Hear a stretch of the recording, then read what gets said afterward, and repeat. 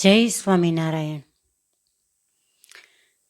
આપણી જે ભારતીય સંસ્કૃતિ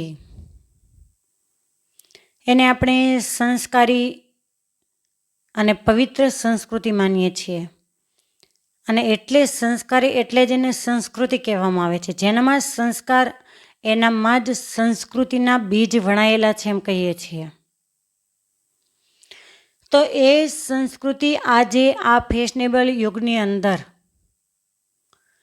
વિકૃતિની ખાઈમાં જતી જાય છે અને એ આપણે આજે નજરે જોઈ શકીએ છીએ. એમાં પણ આજે બધાને ભણવાના ખૂબ દોઢ જાગ્યા છે એમ કહી શકાય સામાન્ય ભાષામાં. હા, ભણવું જોઈએ, પણ ભણતરની સાથે સંસ્કાર ભણવા જરૂરી છે. આજે એમ કહેવાય કે ભણતર વધ્યું અને ગણતર ઘટ્યું. એ સમય એવો હતો કે ગામડાની અંદર જે સ્કૂલમાં છોકરાઓ નાના નાના જતા હતા તો ગામડાની અંદર કોઈ જગ્યાએ 5 ધોરણ હોય, કોઈ જગ્યાએ 7 હોય, અને પછી આગળ જો ભણવું હોય તો શહેરની અંદર જવું પડતું. પણ ગામડામાં જે ભણાવવામાં આવતું હતું ત્યારે એવા ઇતિહાસો આવતા હતા, એવા પાઠો ભણાવવામાં આવતા. એ આરોણી, અભિમન્યુ, સીતાજી, દ્રૌપદી, સતી અનસુયા, ઉપમન્યુ આદિના પાઠ ભણાવવામાં આવતા હતા. એને લજ્જા અને શીલના સંસ્કાર આપવામાં આવતા હતા. એને ઇજ્જત અને આબરૂ શું કહેવાય એ પાવામાં આવતું હતું. એને ગુજરાતી પહેરવેશ કેવો કહેવાય એ સમજાવવામાં આવતું હતું. હવે તો ખબર જ નથી પડતી કે સ્કૂલની અંદર શું ભણાવવામાં ને ગણાવવામાં આવે છે.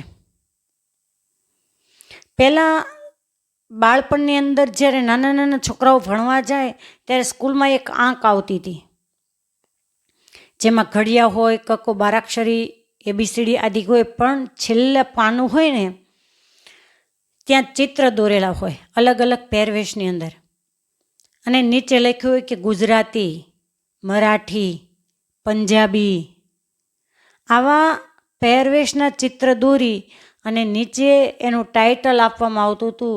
એટલે બાળકને ખ્યાલ આવે કોઈ પણ દુનિયાના છેડે જાય અને એવા પહેરવેશની અંદર કોઈ વ્યક્તિને જુએ એટલે વગર એડ્રેસ એને પૂછ્યા સિવાય એ કહી દે કે આ વ્યક્તિ આ દેશની છે, આ રાજ્યની છે, આ જ્ઞાતિની છે.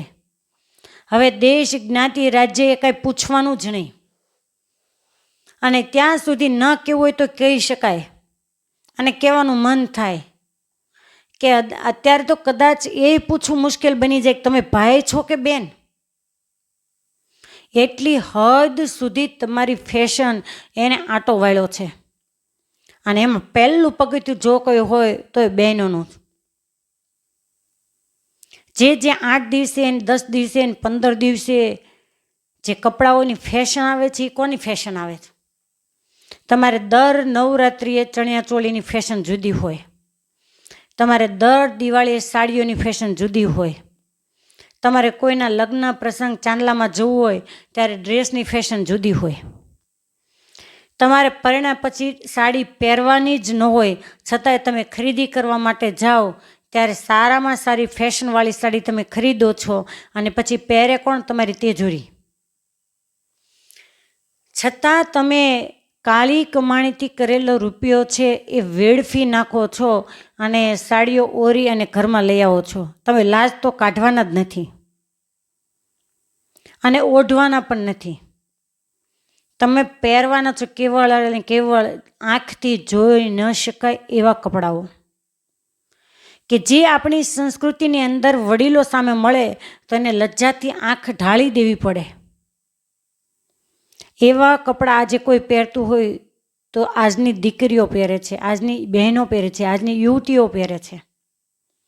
આજે ક્યાંય એવો પરિવાર નથી જોયો કે ઘર આંગણે એના વડીલો બેઠા હોય અને પુરુષોએ કપડાં પહેર્યા હોય તો એને આંખ બંધ કરી દેવી પડી હોય. પણ હા, આજે ઘરે ઘરે એ જોવા મળે છે કે વડીલોને ઊભા થઈને બીજી રૂમમાં જવું પડે એવી તમારી દીકરીઓ. અને તમે પોતે યુવાન હો તો યુવાન શું, આખું છાપરું ધોળું થઈ ગયું હોય તો તમને એમ થાય કે હજી હું નાની છું.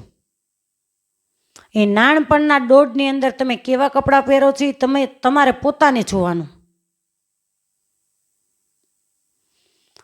એટલે મહેરબાની કરી અને આ ફેશનેબલ યુગની અંદર આપણે કોણ છીએ તમે તપાસ કરો. એ ગામની અંદર જ્યારે માતાઓ સ્ત્રીઓ એ સાડીઓ પહેરતી હતી ને, એ સાડીનો એક પાલવનો છેડો એને હું કામ કરતો હતો ને, એ ત્યારે તમે યાદ કરો ત્યારે તમને ખ્યાલ આવશે. અને એમાં પણ જેને સાડીઓ પહેરી અને જીવન વ્યતીત કર્યા હોય એને તો અનુભવ હોય કે માના પાલવનો છેડો એ ગરિમામય છબી પ્રદાન કરવા માટે એક પ્રેરણાત્મક સોપાન હતું. અને જ્યારે ચૂલા ઉપરથી કોઈ પણ ગરમ વાસણ નીચે ઉતારવું હોય તો જાણે એ માના પાલવનો છેડો એ વાસણ ઉતારવા માટે સાણસીનું કામ કરતો હતો. નાના નાના બાળકો રડતા હોય તો દોડી અને મા એ પોતાના પાલવના છેડાથી એના આંખના આંસુ એને સાફ કરતી હતી.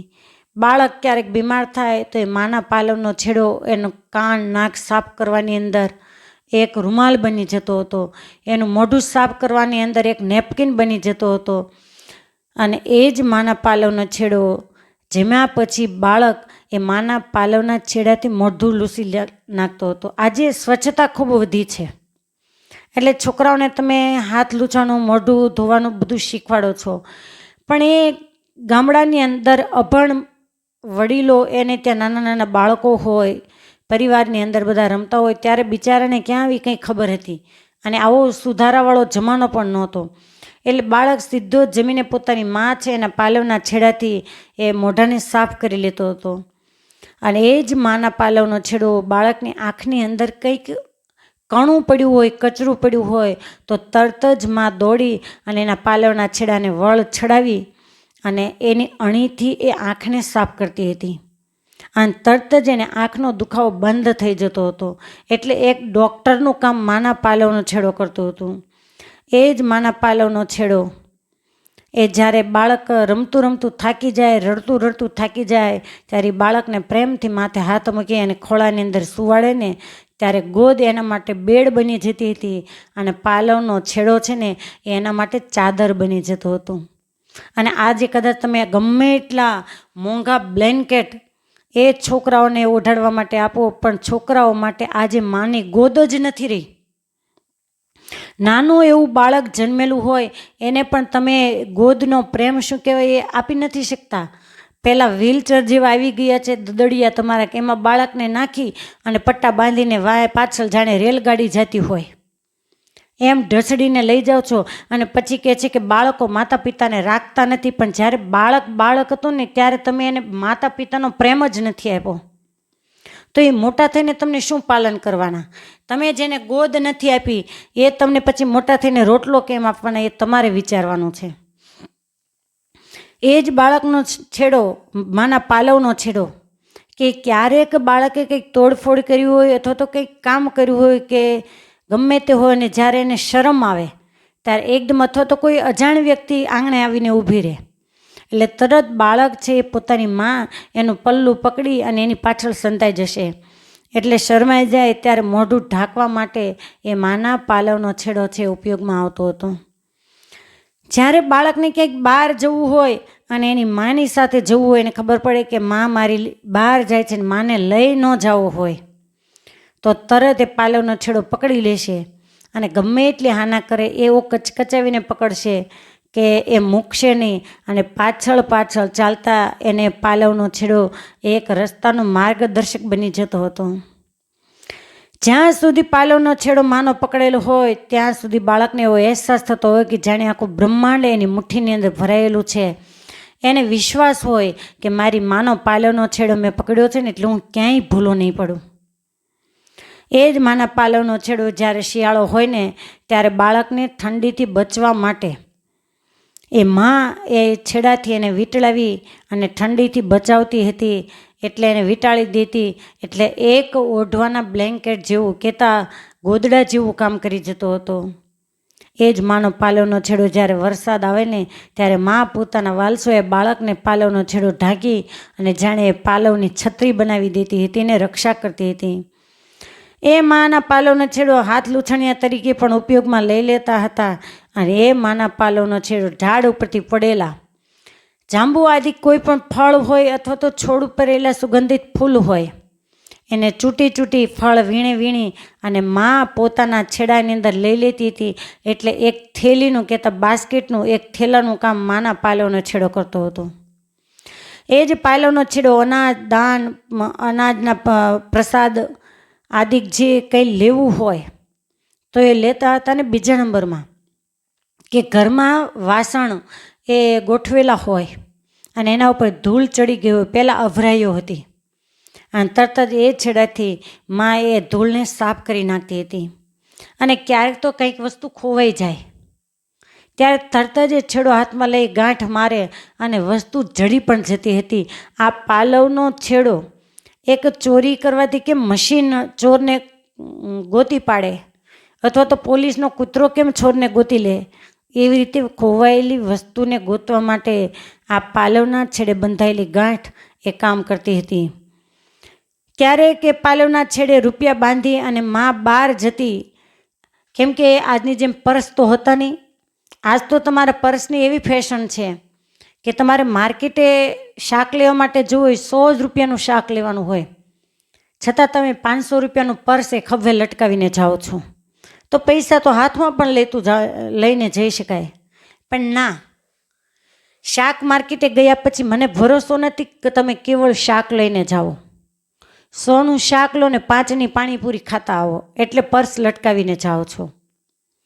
તો એ દિવસે તમે જે ખભે પર્સ લટકાવો છો એને તો કોઈ કાપી જાય, કોઈ લઈ જાય, કોઈ તોડી જાય, પણ જે મા પાલવના છેડે ગાંઠ બાંધી અને પૈસા બાંધીને જાતી ને એનો પાલવનો છેડો ક્યારે કપાયો હોય એવું સાંભળ્યું નથી. અને એ પાલવ એક જાદુઈ અનુભવાતું હોય એવી રીતે આજની જે તમારી તેજુરીઓ છે એ રીતે કામ કરતો હતો. અને ખાસ તે અનુસંધાન રાખ્યા જેવું કે જ્યારે કંઈક દુઃખ આવે અને ચારેય બાજુથી જ્યારે અંધકારમય 4 દિવાલો દેખાય ત્યારે એ માં છે એ મંદિરે જઈ અથવા તો કોઈ સંત સાધુ પાસે જઈ અને પાલવનો છેડો હાથમાં લઈ અને આરાધના કરતી હોય, પ્રાર્થના કરતી હોય કે હે પરમાત્મા મારો પરિવાર એ સુખી રહે, હે પરમાત્મા મારા પતિની આયુષ્ય એ કાયમના માટે દીર્ઘાયુ બને, અને એમ કે હું લીલી ચૂંદડી ઓઢીને જાઉં, કહેતા કે મારા પતિના પહેલાં મારા સૌભાગ્ય પહેલાં હે પરમાત્મા મારા દેહમાંથી જીવાત્માને વિદાય આપજો કે જેથી કરી મારે વિધવાપણું ભોગવવું ન પડે. એક પતિને આયુષ્ય માગવા માટે એ પરમાત્મા પાસે એ પાલવનો છેડો પાથરી અને માંગણી કરતી હોય.